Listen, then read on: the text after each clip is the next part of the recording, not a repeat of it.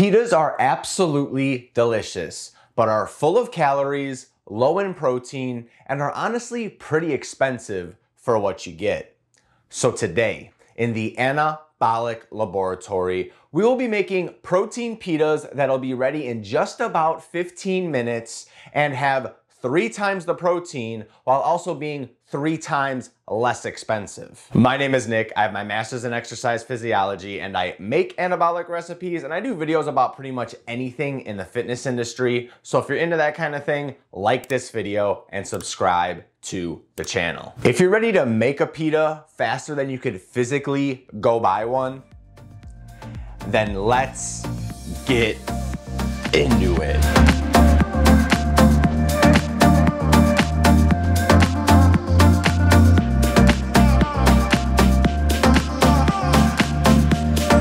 In today's video, I wanted to show you just how quick you could actually make these pitas, so I'm going to time myself. So right out of the gate, I'm going to turn my burner on medium with my cast iron. Now you don't have to have cast iron, you can use whatever skillet or pan that you have. I have my scale ready and I also have a bowl ready. So we will start the clock and we will get to going right now. We're going to start out with 30 grams of just some regular old all-purpose flour. By the way, this will make 2 pitas. If you wanna make 4 pitas, double it. If you wanna make 6 pitas, triple it. And you can do it however you want. I would definitely recommend making like 6 or 8 because you're going to fly through these. And these will last about 3 to 5 days in like a plastic bag or in like aluminum foil. Next up, if you've watched my 28-cent bun recipe, my 1-hour pizza recipe, or my Domino's cheesy bread recipe, I've been using this Vital Wheat Gluten a lot. It comes in handy very much and it acts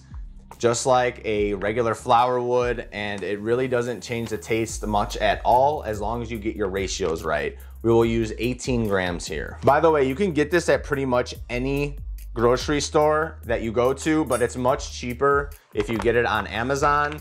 I will have links, it does help support the channel, in the description below, but you could also get this in the store if you wanted to grab it while you're on your way home or whatever. Last thing is oat fiber. This you might have to get on Amazon. However, it's not very expensive and it does make a difference. I did several test runs, side-by-side test runs, and not only did they taste way different without the oat fiber. I was hoping to have just the flour and the Vital Wheat Gluten, but it adds fluffiness to it, it adds fiber to it, which makes you feel fuller, and maybe if you're low on fiber for the day for whatever reason, you can get it in this way. 12 grams. And then 1.5 grams of salt. And the reason we are able to make this so quick is that we are gonna use baking powder instead of yeast, so it doesn't have to rise. And we're going to use 2 grams here. Now we're gonna get this mixed all together. And also, if you make 4, 6, 8 of these, you can use a food processor like I've used in the 1-hour pizza, and this will go quicker, but I wanted to show you it's very simple to make it by hand as well. Once your ingredients are mixed thoroughly, I'm gonna grab a little bowl here and I'm gonna weigh out 4 grams of the oil of your choice. I've been making bacon a lot lately, so I've been saving the bacon oil and repurposing it for this recipe. I think it tastes absolutely delicious, and I've been experimenting with tortillas as well, and usually they like to use lard, and I think bacon fat is a good substitution there. So be on the lookout for protein tortillas on the way as well. However, you can use avocado oil, canola oil, vegetable oil, olive oil, whatever you want to make the flavor of your choice. 4 grams. While this is heating up, I'm gonna get my water running because I want like warm to hot water. It was about 1 minute in the microwave and our bacon fat is just about melted here. I have a glass pitcher, whatever, on the scale, and I'm gonna fill up a separate glass and I'm gonna weigh out 58 grams of water here. This is where we gotta get a little dirty. We're going to put our bacon fat into here, and kind of like when they put some of the dredge in like a chicken sandwich recipe in here to get nice crunchiness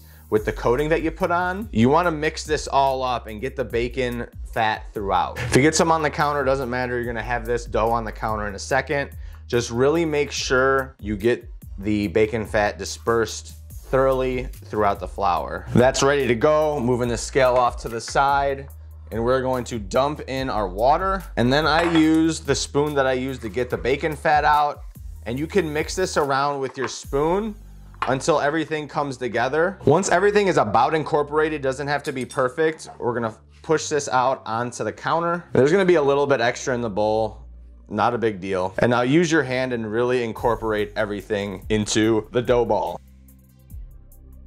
What's great about this dough is you really don't need to knead it. I just wanna make sure everything's incorporated and mixed in and there's no like dry parts throughout. So I usually just squeeze this ball between my fingers for like a minute or so.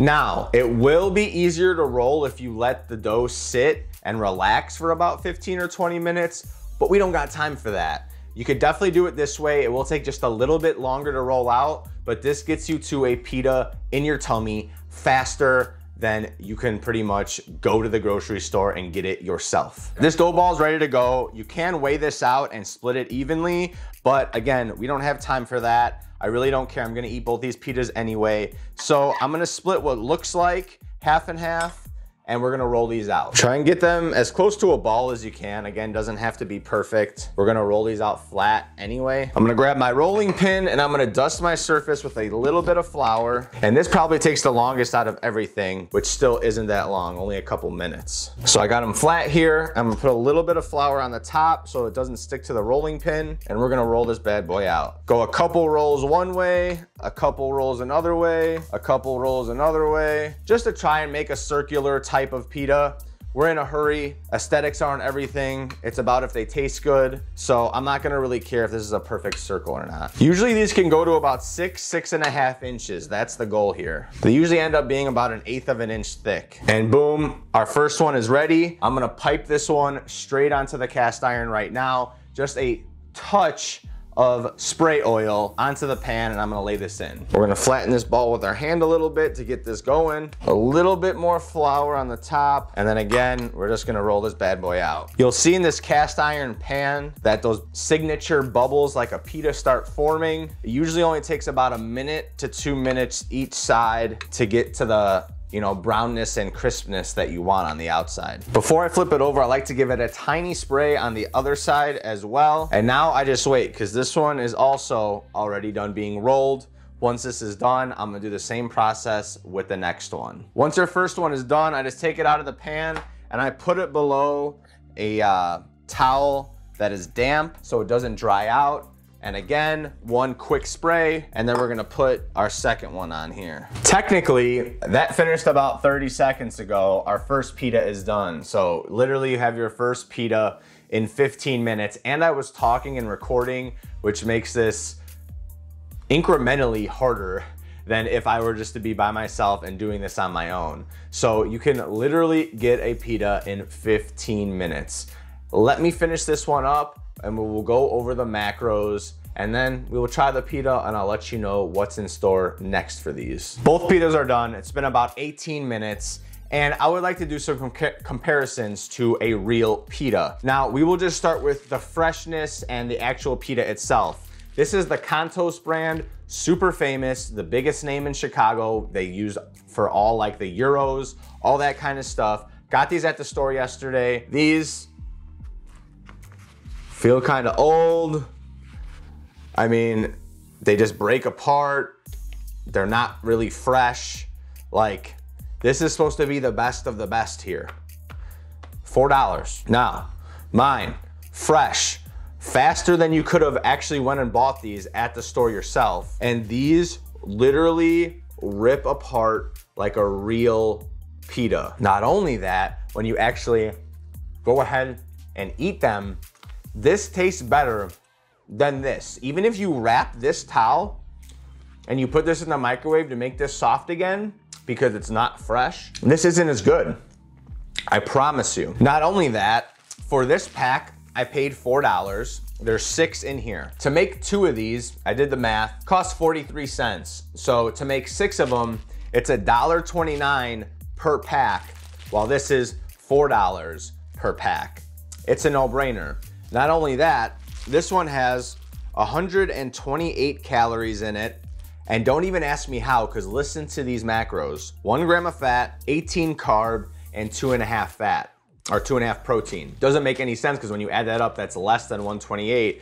But at the same time, every single pita that I weighed was about 66 grams, which this says 56 grams. That's how labels lie to you. There's more calories usually than what's listed, but they overshot this some way, somehow. Regardless, this says 128 calories, so I'm gonna take it for what it's worth. My pitas per pita have 106 calories, 2.3 grams of fat, 18.7 carb, but only 12.7 net carb because of the oat flour or oat fiber, and 8.3 grams of protein, while the other ones only have 2.5 grams of protein. So not only is mine cheaper, 3 times cheaper, mine tastes better, and there's over 3 times the protein.